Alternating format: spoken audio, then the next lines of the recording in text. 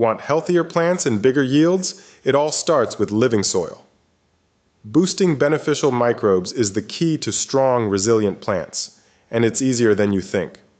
First, let's talk about compost tea.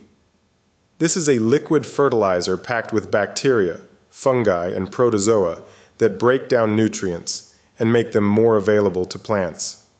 To make a basic compost tea, fill a bucket with dechlorinated water, add finished compost, molasses, as food for microbes, and optional worm castings.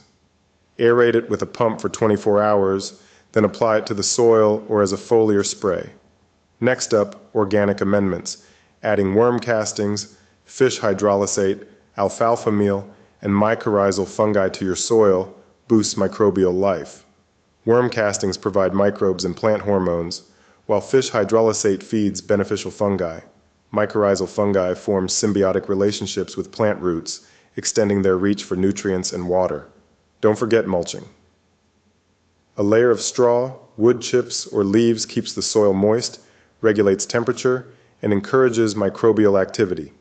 Over time, it breaks down into organic matter that microbes love. Watering with non-chlorinated water is another important step. Chlorine and chloramine in tap water can kill beneficial bacteria.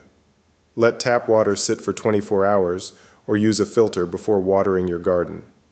Finally, avoid synthetic fertilizers and pesticides that disrupt soil biology. Stick to organic, slow-release nutrients to support your soil food web.